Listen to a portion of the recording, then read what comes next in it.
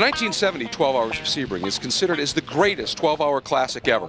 The dramatic ending featured a duel between Mario Andretti's Ferrari and the Porsche driven by Steve McQueen and Peter Revson. The entry was outstanding for the 1970 Sebring Classic, the first to use a rolling start instead of the traditional Le Mans start. The 68 cars in the starting grid included contenders such as the Porsche 917, Alfa Romeo T33, Ferrari 512S, Matra Simca, and a wide variety of GT cars, as the number 19 Ferrari, co-driven by Mario Andretti and Arturo Merzario, built an incredible 13-lap lead. The race was turned on its head, however, when they retired with transmission failure, which earned them the dubious honor of losing the largest lead in Sebring history. The Porsche 917, driven by Pedro Rodriguez and Leo Kanunen, inherited the lead, only to fall back after an extended pit stop. In the chaotic final hour, the number 48 Porsche 908, driven by Revson and McQueen, took the lead as the crowd looked on in disbelief.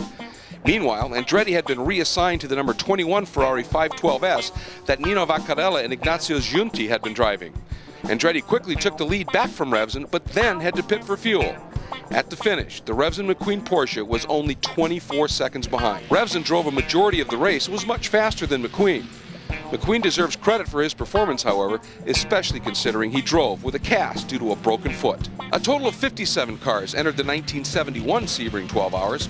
The favorites were entries from Ferrari, Porsche, and Alfa Romeo. Near the halfway mark, the Porsche 917, driven by Vic Elford and Gerard Larousse, took the lead and then held off the Alfa, driven by Rolf Stommelen and Nani Gali, for the victory. In GT competition, the Chevrolet Corvette, driven by John Greenwood and Dick Smothers, yes, of the famed Smothers Brothers musical comedy act, they dominated, winning their class by 19 laps. Following the race, promoter Alec Ullman made a shock announcement. The venue that we have there is totally out of date, and though they will probably have local events, and I wish them luck, I think Sebring per se, on that course, which had a lot to commend for it, in fact, of all the critics, has ceased to exist. After several attempts to upgrade the facility, he was informed the FIA would no longer sanction Sebring as a World Championship event after 1972. Ferrari and Alfa Romeo prototypes were the big favorites that year, with the majority of the field being GT cars. 61 cars started the race,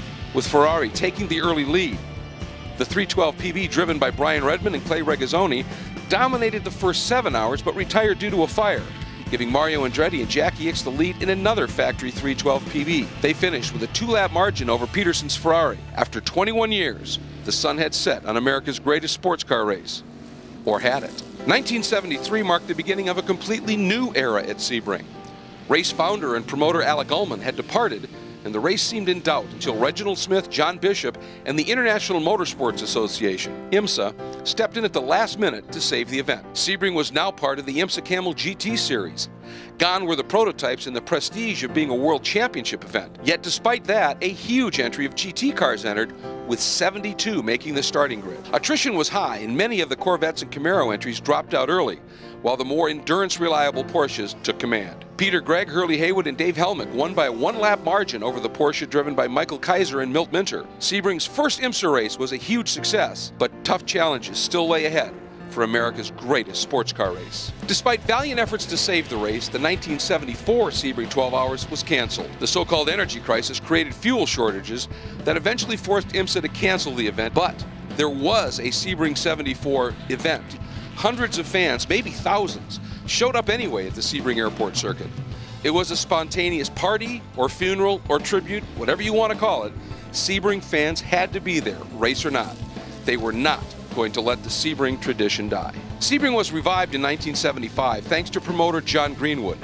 The entry list was dominated by Porsche entries, with the only real competition coming from the factory BMW team. A total of 69 cars started the race, with the number 24 BMW CSL on the pole. The designated Rabbit was assigned to run all out the entire race, while the number 25 Team BMW drove a more conservative pace, waiting for the leading Porsches and Corvettes to break. BMW's strategy worked perfectly when the Brumos Porsche and the Greenwood Corvette retired. All 4 BMW pilots drove the winning car. Brian Redman, Sam Posey, Alan Moffat, and Hans Stuck finished with a 1-lap margin over the Porsche driven by George Dyer and Jacques Bienvenu. Porsches took 14 of the 17 top positions, including the GTU win, but the day belonged to BMW. The 24th edition of Sebring looked to be another Porsche versus BMW battle. While several Corvette entries were fast, reliability over 12 hours strongly favored the Porsches. After the BMW encountered problems midway through the race, it was all Porsche. 3 different teams battled for the lead, but it was the Carrera RSR, driven by Al Holbert and Michael Kaiser, that survived to win by 2 laps over the John Gunn Carson Baird Porsche. For the next 13 years, Porsche would earn the top step of the podium at America's greatest sports car race. A total of 72 cars started the 25th edition of America's greatest sports car race. Peter Gregg and Jim Busby in a Porsche 934 controlled the first half of the race, but an extended pit stop put Californians George Dyer and Brad Fizel in the lead, driving a Porsche Carrera RSR. They finished with a 5-lap lead over Diego Feebles and Hiram Kreutz in another RSR. Porsche took every position in the top 10 and also won the GTU category. Charles Mendez became the new promoter at Sebring, replacing John Greenwood. Mendez also co-drove a Porsche 935 with Bob Gerritsen and Brian Redmond. Porsche was again the big favorite, but it was BMW earning the pole position. A total of 76 cars were on the starting grid. The race eventually became a battle between the Porsche 935, driven by Hurley Haywood and Bob Hagestad, and the Dick Barber entry, driven by Mendez, Redmond, and Gerritsen. Both cars stayed on the same lap for most of the race, and it was the Barber car winning by 90 seconds. Brian Redmond had recorded a historic win in his comeback, and promoter Charles Mendez won his own race. The 60th anniversary of the world's greatest sports car race is only a few weeks away.